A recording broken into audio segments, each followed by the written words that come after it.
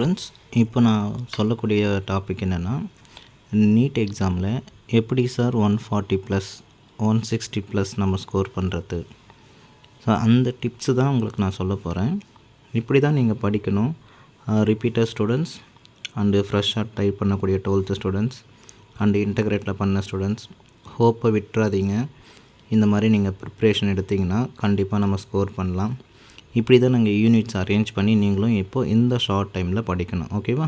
First inorganic கெமிஸ்ட்ரியில் இந்த 5 lessons சொல்கிறேன். Periodic classification, chemical bonding, P block, D and F, coordination chemistry.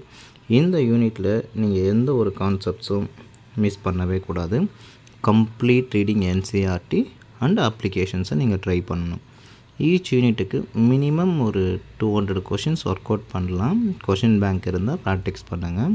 Chemical bonding, coordination, compounds ரெண்டும் side by side நீங்கள் படிச்சிங்கன்னா support பண்ணும்.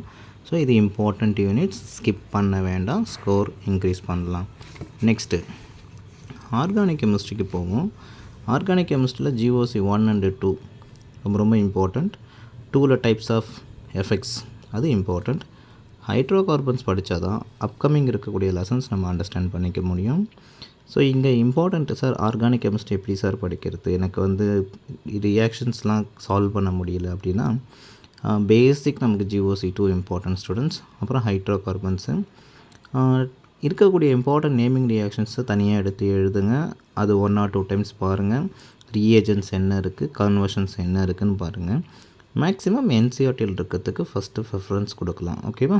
NCERT index, exercise, exam plus and எங்கெங்கெல்லாம் அந்த bolt letter நமக்கு தெரியுமோ, அதாவது எப்படி சொல்லணும்னா, அந்த பிளாக் கலர் லெட்டரில் கொடுத்துருப்பாங்க. சம் ரியாக்ஷன்ஸ் எல்லாமே இருக்கும், நேமிங் ரியாக்ஷன்ஸ். அங்கே நீங்கள் ஸ்ட்ராங்காக படிக்கணும். ஓகே? ஸோ இங்கே எனக்கு ப்ராக்டிகல் கெமிஸ்ட்ரி எப்படி சார் நான் படிக்கட்டும்? ப்ராக்டிகல் கெமிஸ்ட்ரி நான் பார்த்ததே இல்லை. ஓகே, ஒரி பண்ணிக்க வேண்டாம். ப்ராக்டிகல் கெமிஸ்ட்ரியில் ஆர்கானிக்கை பொறுத்த வரைக்கும் இஷ்யூ இருக்காது. ஏன்னா ஆல் த ஃபங்க்ஷனல் குரூப்ஸ்க்கு ஐடென்டிஃபிகேஷன் டெஸ்ட் படிச்சிருப்போம். இன்ஆர்கானிக் கெமிஸ்ட்ரியில் குரூப்பு என்ன, acid radical, base radical test.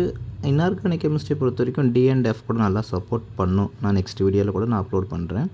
இந்த யூனிட்டை ஸ்கிப் பண்ணக்கூடாது. ஓகேங்களா? இது எல்லாமே அட்டன் டைமில் நம்ம ஃபுல்லாக 1 day படிக்கணும், 2 days படிச்சுட்டு ஃபுல் கொஷின்ஸ் ஆன் டைமில் சால்வ் பண்ணணும். என்னது ஆர்கானிக் கெமிஸ்ட்ரி லிங்க் இருக்கும் எல்லா யூனிட்ஸ்க்கும், கிளியராக படிக்கணும். நெக்ஸ்ட்டு பயோமாலிகுல்ஸ், இது இண்டிவிஜுவலாக படித்தா போதும். Next some basic, solution, redox, electrochemistry இது கூட நம்ம கம்பைன் பண்ணி தான் படிக்கணும். ஏன்னா சம் பேசிக்கில் கான்சன்ட்ரேஷன் டேர்ம்ஸும், சொல்யூஷன் இருக்கிற கான்சன்ட்ரேஷன் டேர்ம்ஸும் ஃப்ரெண்ட்ஸ் இவங்க 2 பேரும். என்ன எக்ஸ்ட்ரா படிக்க போகிறீங்க? ரவுலட்ஸ்லாம், ideal, non ideal, colligative properties இதான் எக்ஸ்ட்ரா படிக்க போகிறோம் சொல்யூஷனில். அதர்வைஸ் சம் பேசிக்கில் இருக்கக்கூடிய கான்செப்ட்ஸ் வந்துடும். ரிடாக்ஸ் ரியாக்ஷன்ஸை பொறுத்த வரைக்கும் நமக்கு ஸ்டாய்கோமெட்ரிக், சம் பேசிக் ஹெல்ப் பண்ணும். அண்டு கான்சன்ட்ரேஷன் டேர்ம்ஸ் இருந்தாலும், என் ஃபேக்டர் வந்தாலும் ஹெல்ப் பண்ணும். எலக்ட்ரோ கெமிஸ்ட்ரி ஒரு ஈஸி சாப்டர் தான்.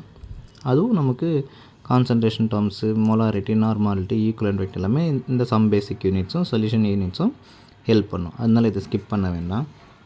இண்டிவிஜுவலாக படிக்கிற லெசன், ஸ்ட்ரக்சர் ஆஃப் ஆட்டம் இண்டிவிஜுவலாக படிக்கணும். ஸ்பெக்ட்ரம் வரைக்கும் ஒரு மெத்தட், ஆஃப்டர் குவாண்டம் அப்புறம் ஒரு மெத்தட். ஸோ 2 மெத்தடை செப்பரேட் பண்ணி படிக்கணும். கெமிக்கல் கைனெட்டிக்ஸ் செப்பரேட் யூனிட்ஸ், செப்பரேட்டாக படித்தா போதும். என்சிஆர்டி கவர் பண்ணணும். எக்ஸாம் ப்ளஸ் அங்கே இருக்கக்கூடிய exercise question, index questions cover பண்ணால் போதும். அண்டு தெர்மோடைனமிக்ஸ், ஈக்லிபிரியம் இது 2த்தையும் கம்பைன் பண்ணிக்கலாம். ஸோ இது 2த்தையும் கம்பைன் பண்ணி படிக்கலாம். சார் எனக்கு ஃபிசிக்கல் கெமிஸ்ட்ரி டஃப்பாக இருக்குது சார், ஒரி பண்ணிக்க வேண்டாம். கிராஃப் எடுத்துக்கோங்க, தனியாக கிராஃப் போட்டு பாருங்கள். ஃபார்முலாஸ் எழுதி வைங்க, அப்ளிகேஷன்ஸ் எடுத்து வச்சு பாருங்கள்.